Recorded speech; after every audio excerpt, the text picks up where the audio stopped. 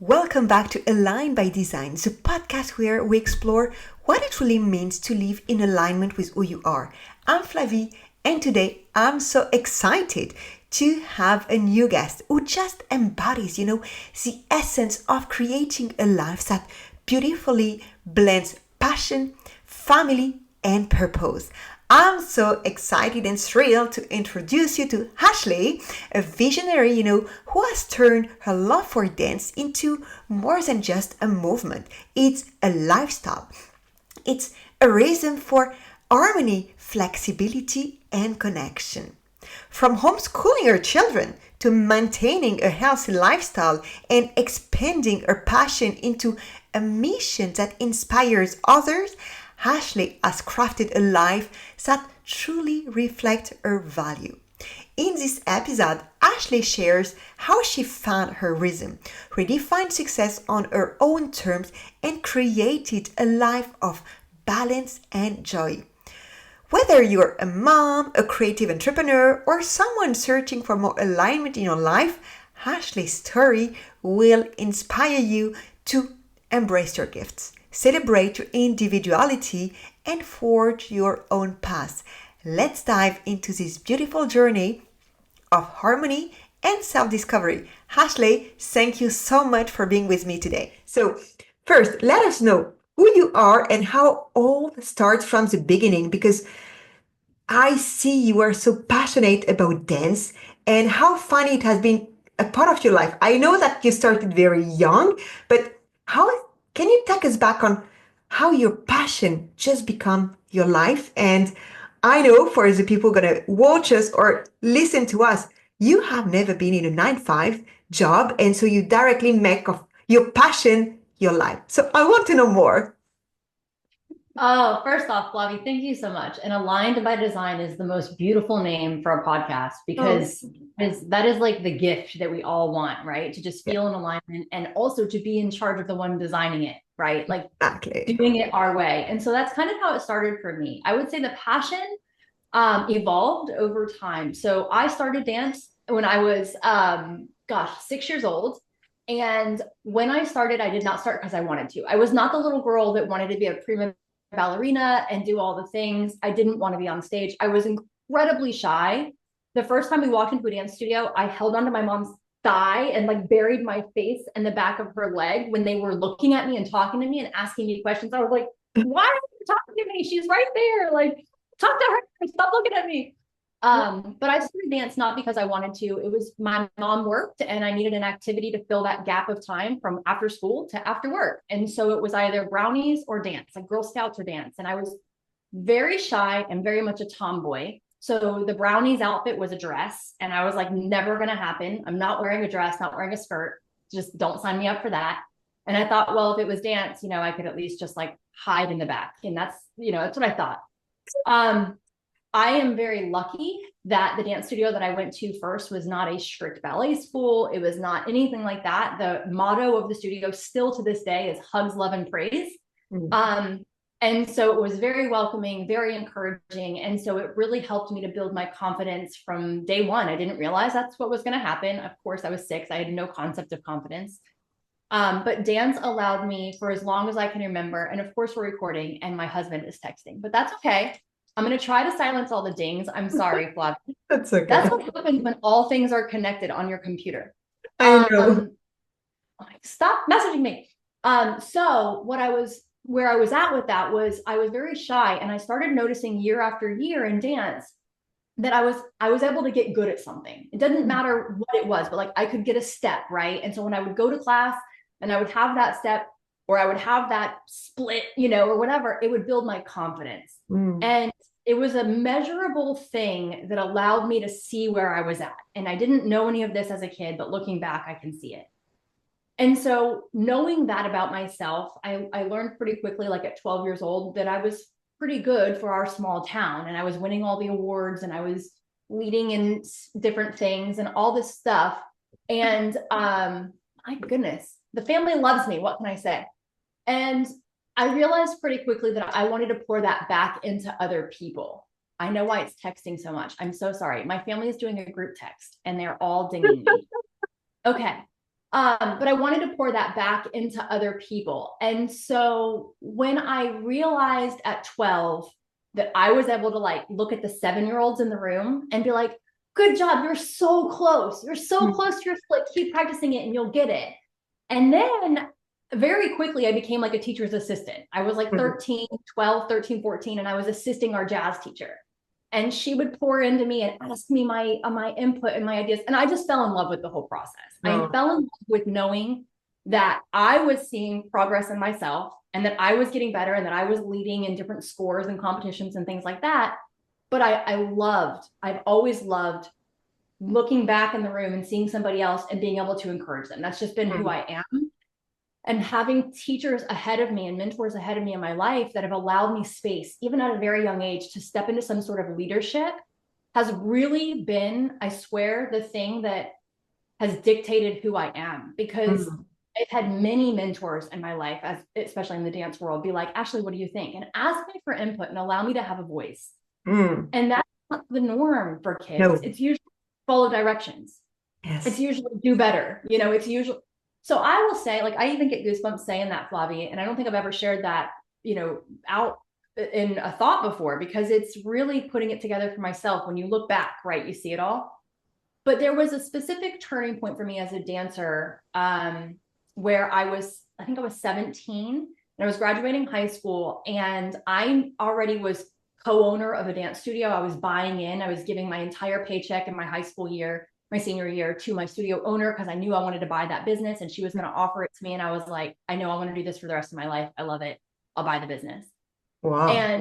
And so I was already paying in all that money. I was working a lot, way more than a 9 to 5, to be honest, like 24/7, working on choreography, cleaning the studio, helping with costume orders and handling the payroll and handling the customer service and all the stuff, doing all that. But I decided at that point, I said to myself, you can't be a good teacher or studio owner if you haven't experienced what it's like to go dance professionally. Like you can't just do dance competitions and win at all the dance competitions locally. You're a big fish in a small pond, Ashley. You have to get out and you have to experience more so that you can earn your stripes.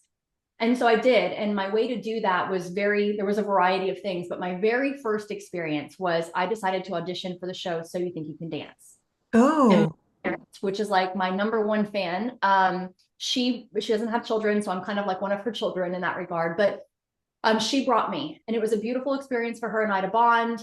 And the experience was so interesting. I learned so much about myself and so much about TV shows in that moment. But it hit me, Flavie, when we were up at the top of the balcony auditioning. We'd already made it through a couple rounds, and they came out and they said, if you're still here, congratulations. This lady with a headset and a clipboard. If you're still here, congratulations. The next round of auditions starts in whatever minutes.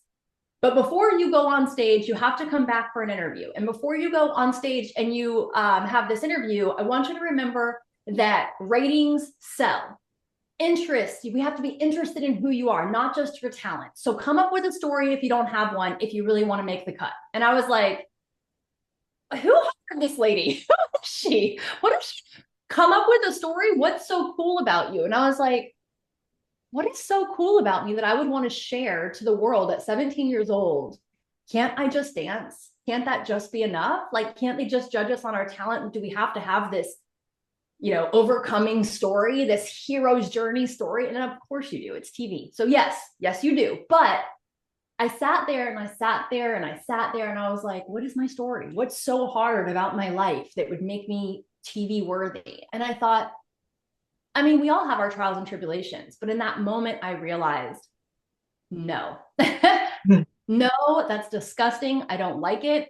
I'm not going to exploit people in my family who might have maybe some addictions, or there might be some of this. I would never air out somebody else's dirty laundry for the sake of making myself look better. And I was watching people around me chat with each other, and they were doing this. They're like, what kind of story? Does this sound interesting enough? And they were adding.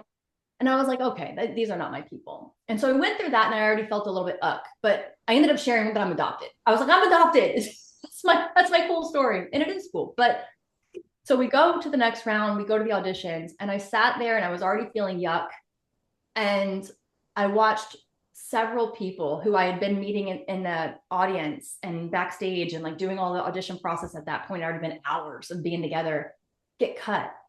And they were beautiful dancers. They were beautiful dancers in their own way. And everybody was very different, artsy, artistic, so passionate. And they were being penalized and being cut from a TV show because they didn't fit whatever mold.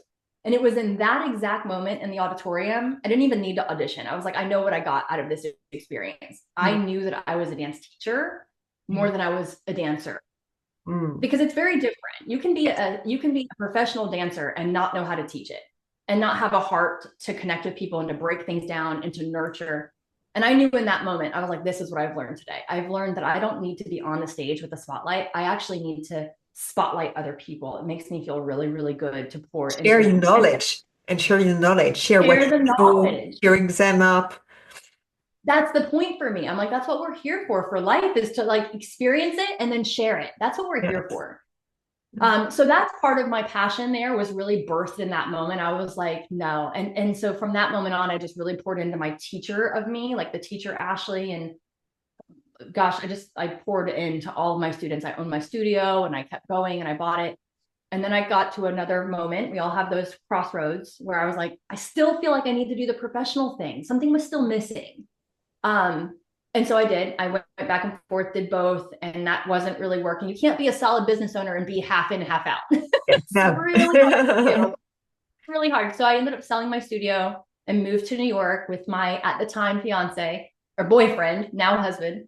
And I danced professionally, and then I had my first kid. And so, yeah, I just went really from a dance childhood to in a competitive world to a studio owner and a business owner and a leader. And I accepted that role with every ounce of my being. And it was very important to me. I said no to every single bachelorette party, every single baby shower, all the college things that my friends did. I said no to all of it. I was a very proud business owner. And then I pursued professional dancing. And when I came back from that, I thought, oh my gosh, like now what? And lucky for me, I got a really good job at a really great studio and became like the director of a section. But then I got pregnant, and then mom life happened, and my life expands even more. Like being a mom is, there's nothing in that. And it's pretty amazing to teach dance for like, to know only dance in the dance world is a pretty beautiful life. But to say then that I get to be a mom, I'm like, I have struck gold, and I'm just grateful every day. And I just try to find the joy in that. I love this. And today, are you more teaching so to kids or to adults? Because I know your kids are just enrolled in everything that you are doing. Yeah, it's really funny. When I started teaching online, so that's a whole nother part of the journey. After I became a mom, I can paraphrase it to say I became a homeschool mom, which I never realized I would do. That was not on my To-do list. that was not in the design. I did not know that design. And I became a homeschool mom, and I became obsessed with just being with my kids. Like I love them. I love my children. I love being a mom. I love being in my family. And there were many, many, many times during this great love that I also felt like a friction. Like you love to be an entrepreneur too. You've been an entrepreneur since you were 17, but I've always been a leader. I used to sell little crafts and hair bows when I was in like third grade at the end of the road. And my friend and I had a whole tracking system, and I was in charge of the school store in elementary school. Like I've always been an entrepreneur. So there was always parts of this that would sneak up and be, rear its ugly head to be like, yeah, but this is great, but like you're missing something. And so about 3 years ago, is when I saw this thing for Tony and Dean's. It was really Dean's, but Mastermind's Time to Thrive event, free 5 days. Up until that event, I knew the name Tony Robbins, but I had never known who he was. I still haven't even finished like the one Tony Robbins book on my shelf. I've done an audiobook since then, but I wasn't in the personal development space like many, many people are. And it's such a beautiful space. I'm so glad I found it. Like that's how we met finally. Without that space, we wouldn't be here together. Right.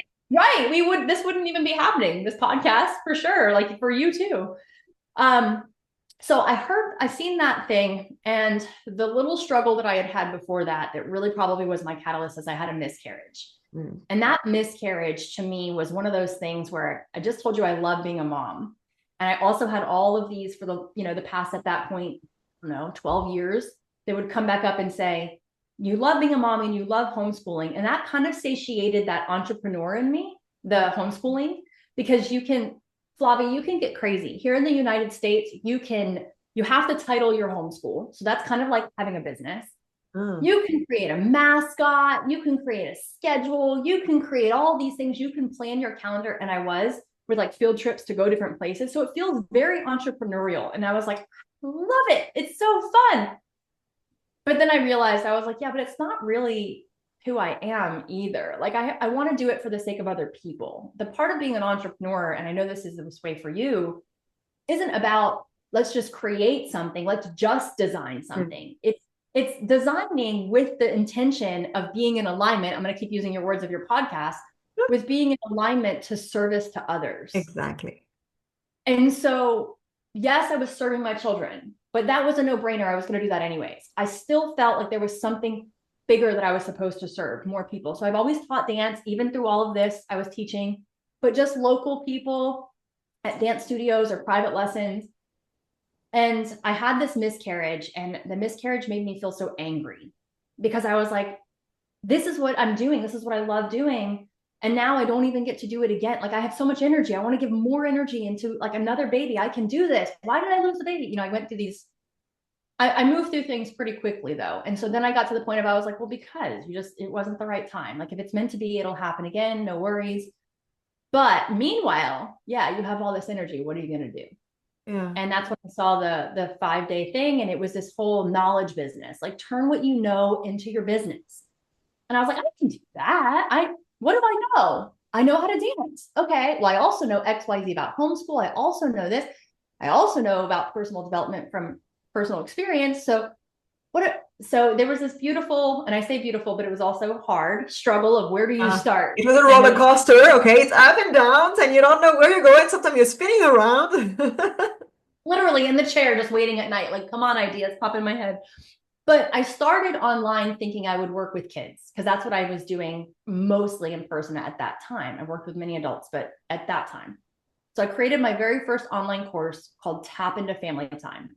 And I thought, okay, my ideal client is me. It's another mom, probably a homeschool mom, who wants some sort of fun activity for her kids that's educational, also gets them moving, it's physical exercise, and hey, mom can do it too, so it's bonding. That's what I thought. So I created this whole course. It's done. It still sells. I just had somebody buy it last week. So it's still out there. It's great. But as I was creating content on social media and learning how to run this business as a digital entrepreneur, really, more and more people started finding my social media pages, different platforms, and asking me questions. And so, you lean in. What questions can I answer for you? Why are they asking me? And I just realized that between the questions being asked to me online and in the networks of classes that I was taking, communities like where you and I met, classes that we're taking, I'm watching other people in the classes, I'm listening to the questions, and I realized then that I can help more than just kids with dance, and that a lot of adults need it. So many people struggle with confidence. So many people struggle, women and adults, men too, struggle with confidence, struggle with just finding joy in exercise. Right. A lot of times it feels exhausting and it feels like work. So I have to work out. It's like, I don't want to do that. Obligation.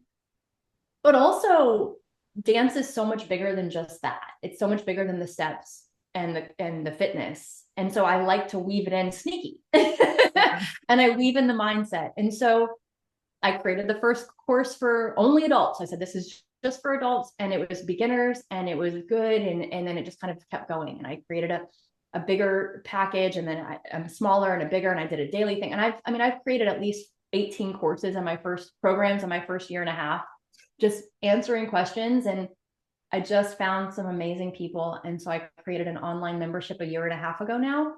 And I just continue to serve them, and I love them, and they're dear friends and family now. And some of them are moms with kids in their homes. So some of them are that original. Yeah. Some of them are empty nesters who, their kids are gone, but they just always wanted to dance. Some of them don't have kids and they danced as a kid and they're coming back, or they're like, I've always wanted to do this. It's a bucket list. But dance it's a universal language and it speaks to everybody. So I just love that I still get to do this and be a mom. I actually get to have my cake and eat it too. And my mom used to always say, you can't have your cake and eat it too. And I'm like, oh I yeah, will have to. I will have both, yes. And I I can do love, both. because I know your journey because we have been together since the beginning and to see how you just expanded and grow and how your business just evolve without, once again, I love when you shared that your difference was that I don't want to fit into the mold. And Yes. the way you shared those experiences, okay, I felt that I had to try something and I did it. And finally, I had that call to say, okay, let's try something different. You move with your husband, you had your kids, and you still had that calling, inside of you. It's okay, I want to impact more people. And I would like for you, to share for maybe all those mom, because I'm mainly, targeting mom, because I know we are the one lacking more confidence, sometimes do not daring to do things for us because we are like the fifth wheel, of the car. We say, no, it's first my kids, my husband, the house, and after it's gonna be me. And I know so many, women sometimes we just want to say, okay, what can I do for me? And how can I just, balance my family, my job, my work, my business, no matter what. And you are doing everything with joy, with just connection with your people, with purpose, because this is what you were meant to do. So how what would be maybe one advice is, okay, just do it. Just listen to what your heart has to tell you. Don't be so much in your mind and just follow your heart. How would you just share for the maybe the mom or the woman who just say, okay, I don't know if I can do it. I have also maybe that will to do something different, but I don't dare. Yeah, I love that question. And I think that it's a question that, yes, I do a lot of things and I appreciate the kindness and the things you said are so nice, Flavi. But first I have to say communication. Mm, There's no way I could do the things that I do and feel as aligned as I do if I didn't have such incredible communication with my family. mm, And so for me, like my children know right now that I'm doing a podcast. And while they think probably that they weren't interrupting me with the dinging on the phone, they didn't realize probably, but like they will do their best. My son will step in and he will take care of the youngest. If for some reason she was to fall, like he would swoop in and he would take care of it while I'm busy because we are a team. And mm, I say that every single day in our home, we are a team. But it isn't something that it's like, oh, well, he's 12, so of course he can help. I have been speaking to my son, who is my firstborn, that we are a team since the day he was born. I remember holding him and being like, hey, buddy, we're on this journey together for as long as we can be. I hope it's forever. uh, But, we're a team and I'm going to mess up and you're going to mess up and I'm going to own it. And I hope you do too. And we're always learning. And it's like, this is the way I talk. And it's just, yeah. my husband and I have that same relationship. We're not perfect. We both know that, but we are always striving to be better. And so you'll own your mistakes if you have one, and you'll open up your possibility of learning more and receiving more. Mm, And so first thing is communication. So if you're in a home or you're in a family and you don't have communication, everything is that much harder. mm, It's really hard. I know people who were in communities with us when we first started Flavi, and their husbands didn't even know that they had invested in this program that we were doing at the time. And I'm like, I really hate that for you because you are hiding that. And it feels like now you can't even be fully present because, oh gosh, so communication, open communication. mm, That's first and foremost, but also not just communicating with your family members. If you have other people in your family, it's communicating with you. Why do you want it? What is it that's missing? Like for me, I would read before I went into this entrepreneurial online venture. I would read so many beautiful homeschool books by these most gorgeous, like homesteading, like they had farms with chickens and cows, and like the kids would go out and milk the cow in 2020, like, and do this and then come in and then do their hand stitching. It was like you go back decades in the uh, world because they chose it because it felt calm and peace and connecting. And I'm like, that's so beautiful. And I'd read that and I'd be like, oh my gosh, that's so inspiring, like that you can just live this whatever way you want. And then I would read books by like Grant Cardone, 10x, da, da, da, Yeah, da. And I'm like- like, oh, I can do more. It was like this struggle. And it felt very much, Flavie, like a feminine masculine dance. Like feminine Ashley should be this mothering, nurturing, da da da da, and then go do more. You can do it. Like this masculine, and it still masculine. feels every day. It feels that way. But what I would do for so long, communicating with myself, is I would go, "That's not for you. Your Yeah. husband can read that book. He's the one supporting the house. Stay over here." And I was like trying to brainwash myself. Like, you're happy with this. You could pick up sewing if you wanted to. You could do this. And I was like, but it's not congruent. And you know what's congruent and what's not. And just because somebody else does it one way does not mean you're supposed to as well. It doesn't matter if they're your twin sister. Like, it's just living in alignment. And again, name of the podcast, so spot on. So my first thing is communication with your family, with your team, your kids, and with yourself. But then the next thing is, there's something about the way I've always done life, Flavie. I've always avoided what most people do. And I don't know why. I really don't. Even as a kid, like everybody watched whatever cartoon, I refused to watch it. They're like, Ashley, have you seen the episode? I'm like, no, I don't. I won't watch it. And they're like, why? I'm like, I just don't want to watch it. I never knew a reason. Do you have some Aquarius, or you are an Aquarius, or you have a rising sign in Aquarius? I'm a Leo. I'm a Okay. Leo. Okay. Yeah, I don't know. I've still never watched all the Star Warses. I don't know what Star Wars. I don't know any of that. My husband still like shakes his head because I've never seen I've never seen Friends. Like I've seen a couple episodes here and there. I The didn't Office, either. never seen any of it. Like all that cultured stuff that's like super pop culture or that most people, I just avoid it. And I think that's actually been to my advantage. And I use that same exact process in my business to this day. And I think that that's another reason why I can take so much action, because I avoid what most people are doing and I try really hard to avoid it. I try to do it differently. Yeah. It prevents me from getting too deep into that comparison mode. Well, this is how everybody else does it, so this is how I'm supposed to do it, because that's not going to work for me. I already know that. I'm already so different from almost every mom that I know in the online space. So, and then when I've actually intentionally set myself up to go follow somebody that does have things more in common with me, sometimes I set myself up for failure, because now I'm like, well, now I'm just trying to compare, or now I'm trying to replicate their process, and their process was their process. It's not mine. So a part of that, I would say, is communication. Another part of it is avoid the mass, like avoid what everybody else does. Just know that it's okay to do it different. And it doesn't feel like magical advice, but it No, works it's for finding me. what it truly aligns with you. And I love what you shared, because first it requires self-awareness to know about you, to know how you work, to know what is serving you and what is disempowering you. Because when you're starting to compare yourself with others, you are just limiting yourself, and you are in a way disempowering what you could do, because, oh, am I as good as this person?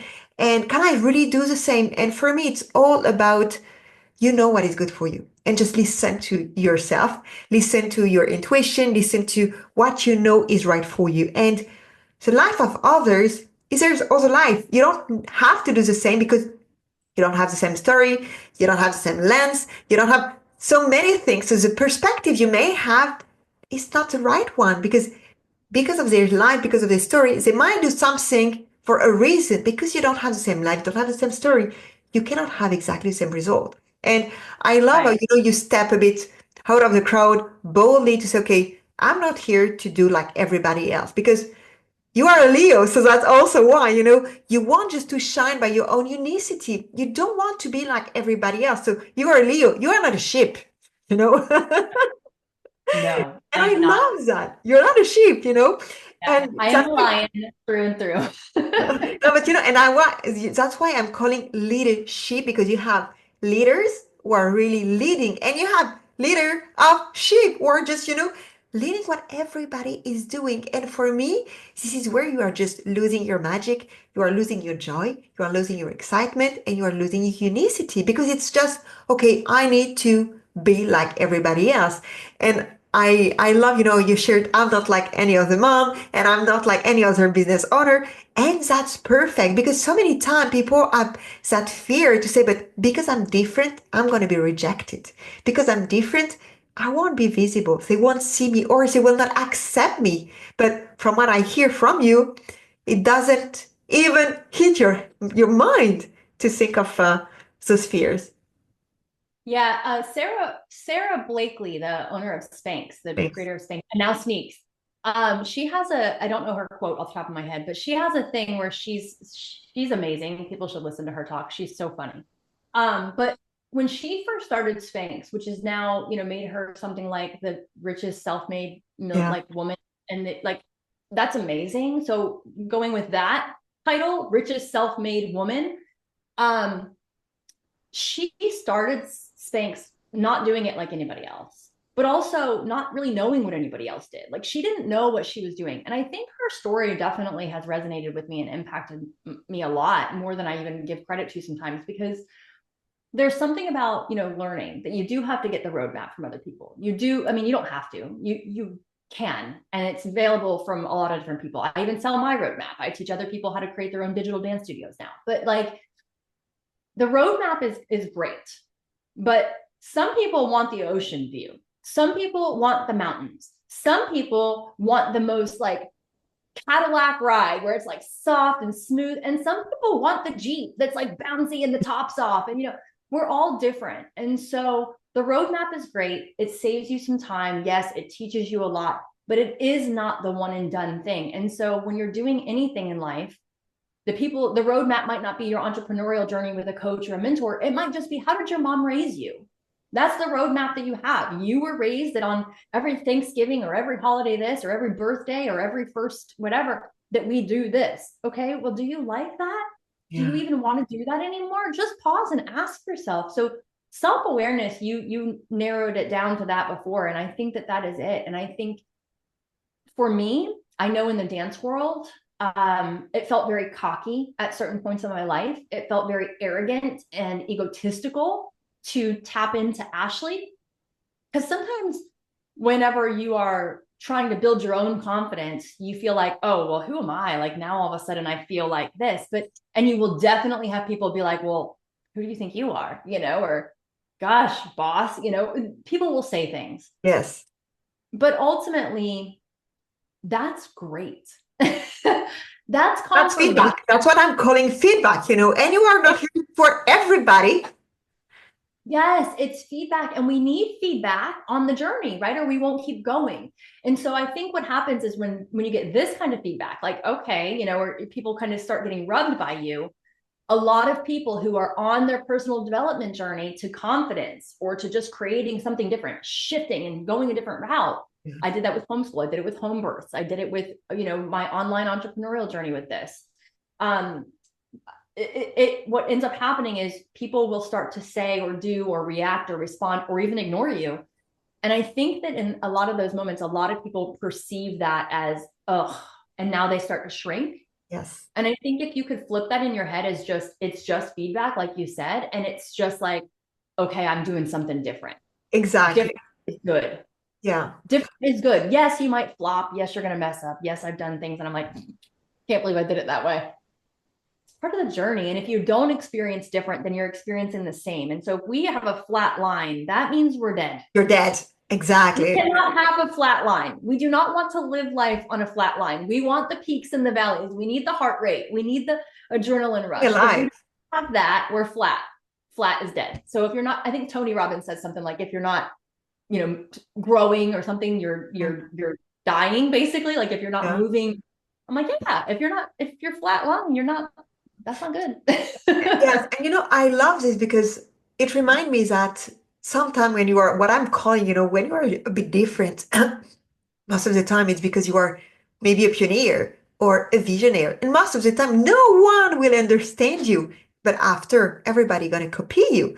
And it's okay sometimes to say, okay, yes, I know the strategy, but the strategy without your personal touch, it's nothing. And it's not your business. It's just an X copy of everything.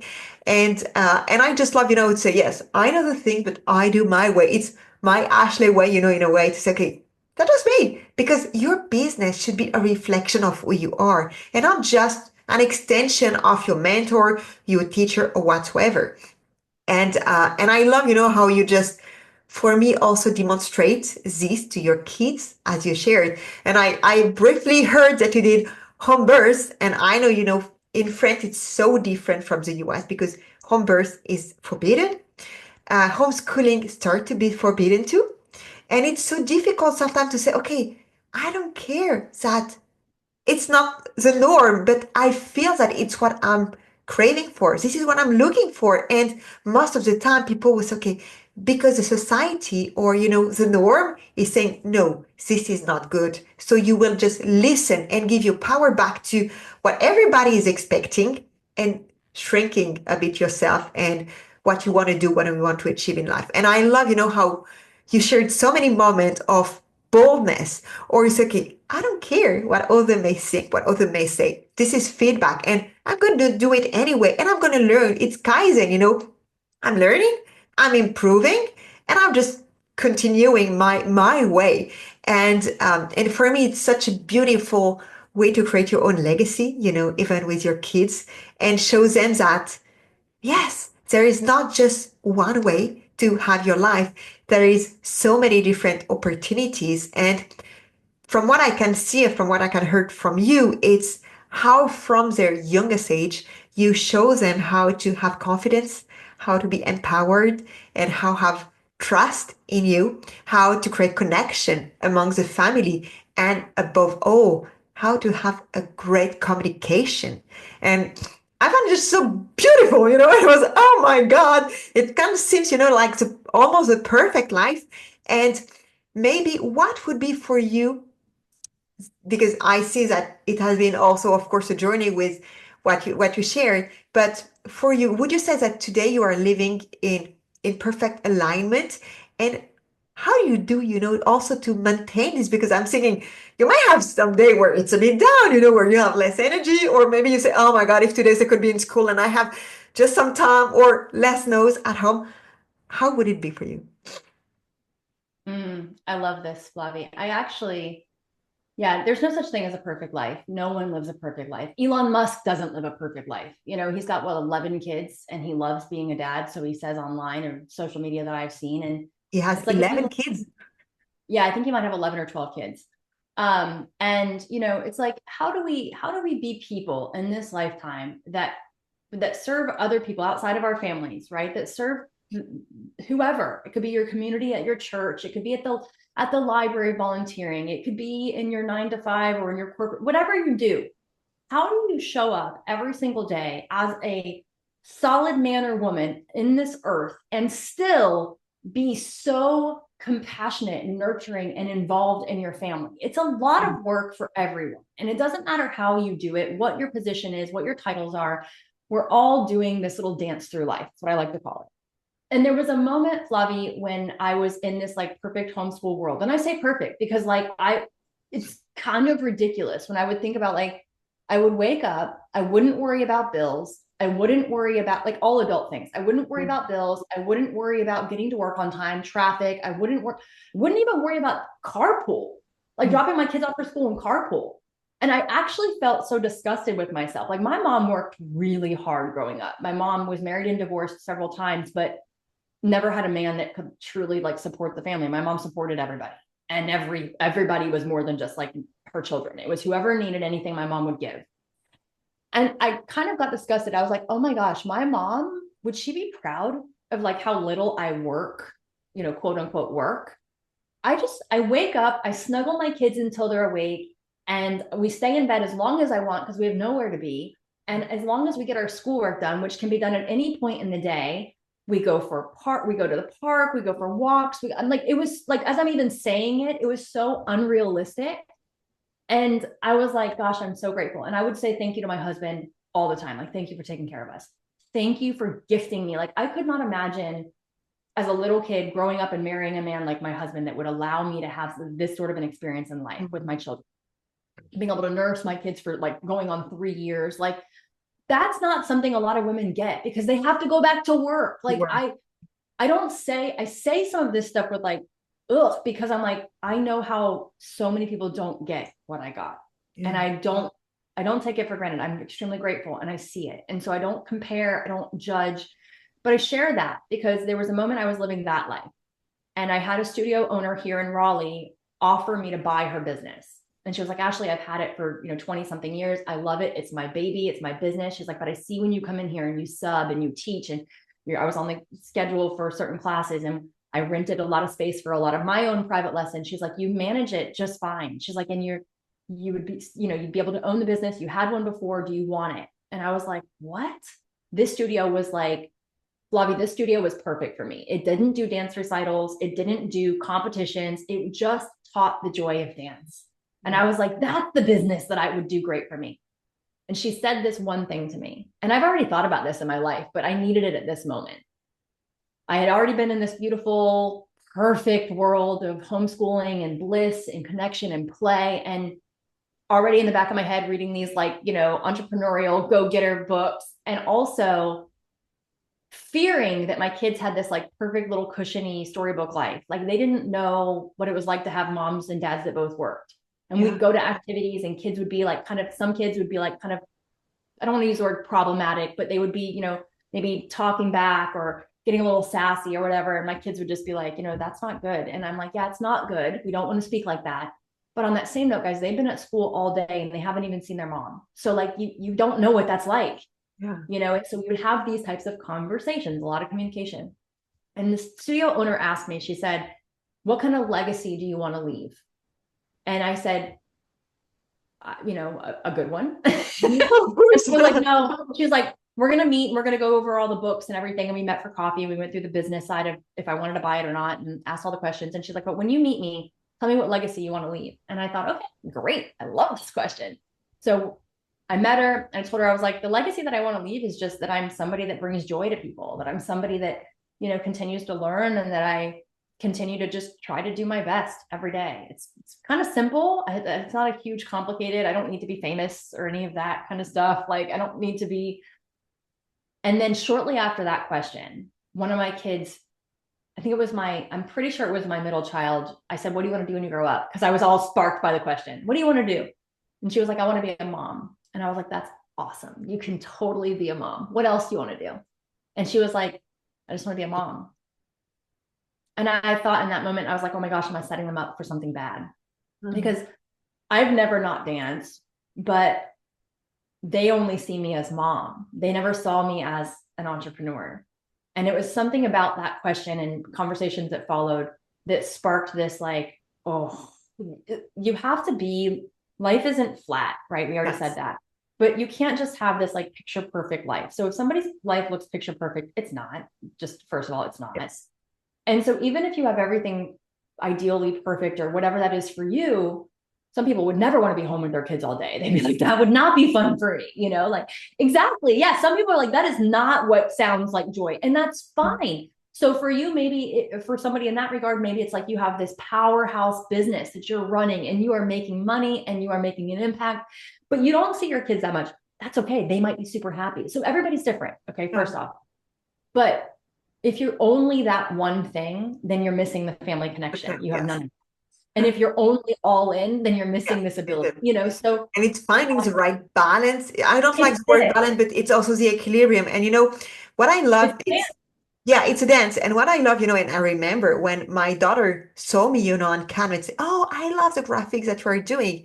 And she said, can I just borrow the tablet and I can use Canva? And I said, what do you want to do with Canva? And she was, I can create stickers. And I was, oh, interesting. And I said, what do you want to do with stickers? I can give it to my friends. And for me, I was, oh, that's nice how, by seeing me doing things, she get inspired and say, and maybe after I can sell it and have my small shop.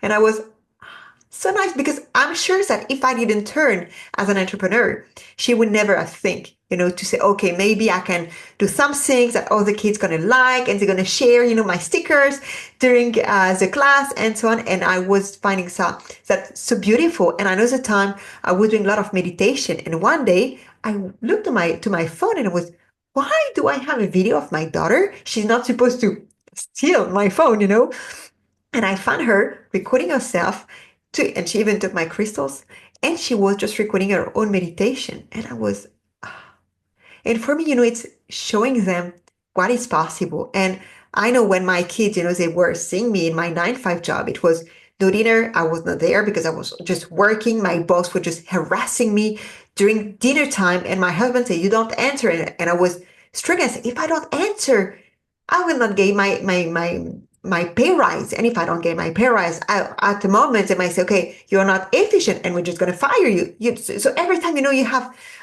should I do it? Should I not? I was, okay, there's the one paying me and that's why I can pay food for my kids. So it was really for me a struggle. And when I fully turned an entrepreneur, I remember my son before he was crying. And that's why I said, I'm going to quit my job because I said, Mom, I don't want you to live 3 days a week to commute and go to Paris. And for me, it was just impossible to think to leave, my kids 3 days every week. I say, no, I didn't make kids for not seeing them, for not being them for them. But that was the life I had. And when I shifted, they were, oh my God, Mom, every time we see you laughing, dancing, smiling with your client. And now I see them much more because in the morning I can bring them to school.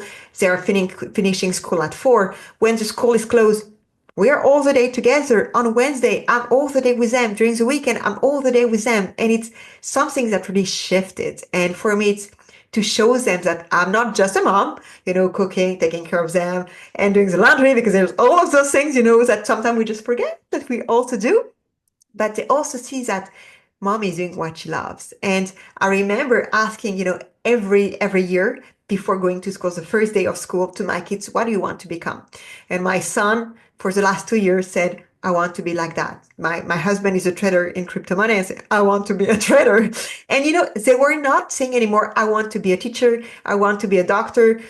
They have, because we changed role, Yeah, and education just for the changed. way that the world has gone with education, I predict a whole new generation, many generations of our children and their children Doing things flipping back into differently. this entrepreneurial, critical Yeah. thinking, co-working development, not necessarily CEO of corporate things working up the ladder. I think that's actually going to end up being phased out. And I think a lot of things with tech are also going to change. But yeah, so Flavie, there's a couple of things you said in there that are really powerful. And I want to highlight one of them because it's so beautiful. Because in the way we've had this podcast so far, you've been so kind and you've said such nice things about me about like, I bring joy. And yes, I dance with my kids and I homeschool my kids and I still run my business. And I'm very proud of the life that I've built. But you went from a life where you were away from them all the time to now you have this freedom by taking the action to be an entrepreneur. And that's amazing. And I want to say that's probably more the norm. More people wake up from being like, enough, like enough. I want a change. It's not normal, but it's Yeah. more than I actually felt a huge, and I still feel this every single day. I felt like I was with them. And like I said, it was this like beautiful, I mean, I would do scavenger hunts on a random Wednesday because it was Wednesday and we do scavenger hunts and we're going to do a scavenger hunt about a math game. And so I'm going to write it on a sticky note. We're going to write a math game here. And then I'm going to say, go to the fridge for your next one. Like this is the kind of stuff I would do for fun. Almost to the point where like Pinterest would drive me crazy because I was like, how much more creative can I be? And I'm not that mom, but I was trying to be. And I knew that by starting my endeavor, my building this business, and it's really not just a business, it's a brand. My thing is I want it to be a mission. It's a statement. Yeah. It's something that you think about. And that for me to do that, I actually had to take all that time and I had to take it away from them. And Mm. so that's very painful. So when I first started my venture, and I'll say this to anybody, any other moms who are like, I would love to do more. If you're on that boat, like I want to do more, but I don't know how.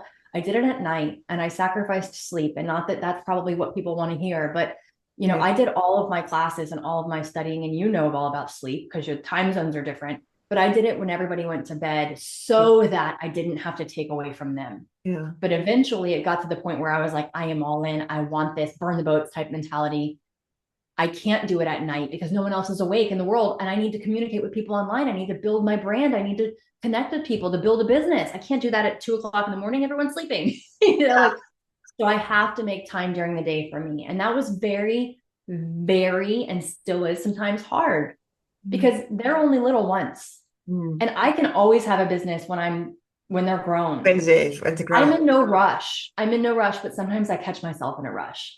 And Mm. so I guess to wrap it all up, it's that, it's an ebb and a flow always. It's a dance always. Some days I'm like, I'm looking at my calendar when I say this. Like some days I'm like, okay, I can schedule one more call in here because that's a really great opportunity. Or like, I want to talk to Flavia with her podcast, or I want to, do a little discovery call with somebody to find out if my program is working just because I'm curious, like if they're, and I could do all that and I could stay so busy because I love what I'm doing so much. And that is probably more dangerous to me than the other side before I ever started the online journey, where it was like, oh, boo-hoo, you have more ambition. Woohoo. It's like, are you kidding me?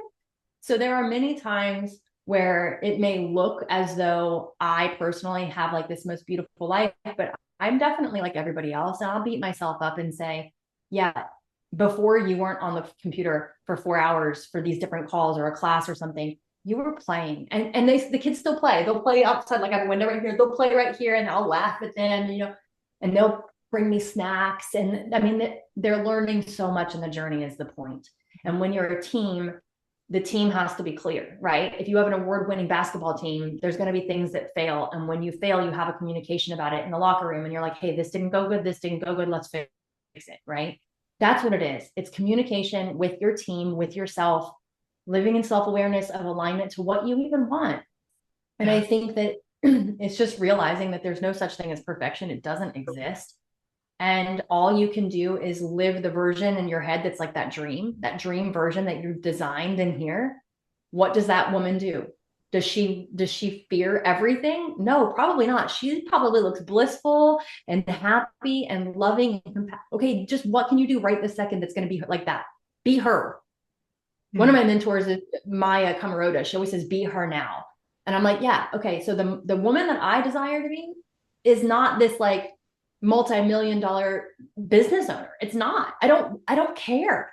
I desire to be the mom that when my children are grown, they're like, Mom, do you remember how every birthday you decorated with balloons and streamers and you made posters and you put them all over the house? I love that. That's what I want. Great. That's all I care about.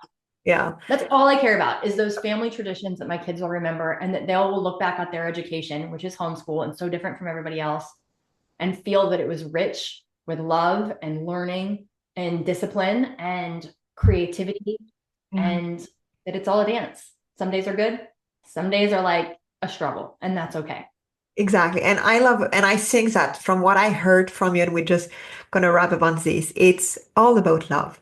Love what you Yeah. do, love your Love family, and just be full of love and gratitude for the life that you have, that everything is perfectly perfect the way it is. And I love to say that we are imperfectly perfect, and that's perfectly perfect that way. Because so many people are trying to look for the perfection, and sometimes it can just be boring. So I love, when I have my up and down, because that's, for me, that, as you said, part of life. It's a dance. Sometimes you need to speed up. Sometimes you just need to slow down. Sometimes you need to say, okay, I need a rest. And it's all about, listen to you, listen to your heart, listen to your soul. And just, yes, I want to finish to say, have faith that all the good things going to just happen to you. So thank you so much for everything. Yeah, you're awesome. Your podcast name couldn't be more perfect. I mean, just to even say that, aligned by design. Say that every day. What am I designing? Am I aligned? Aligned by design. Like, Yes. yeah. And I know, we had a lot of conversation about worthiness. And for me, you are by design worthy, because just being alive make you worthy by design also. So Yeah. Worthy. Everyone's worthy. Believe everyone, that. exactly. So you are. Thank you so Yes. much, Ashley. Thank you. Thank you. As we wrap up, I want to leave everyone with this. Ashley's story is a beautiful reminder that we each have the power to create our own rhythm, to honor what matters most, and to align our lives with our passion and purpose. Ashley, thank you so much for sharing your journey with us today. And for all of you listening, I encourage you to reflect on this. What would your life look like if you embraced your unique gifts and created a rhythm that truly aligns with your values. If this episode inspired you, I would love for you to share it with someone who might need to hear it. And together, let's inspire more people to step into their rhythm and live a life that feels aligned. Until next time, stay true, stay aligned, and keep evolving.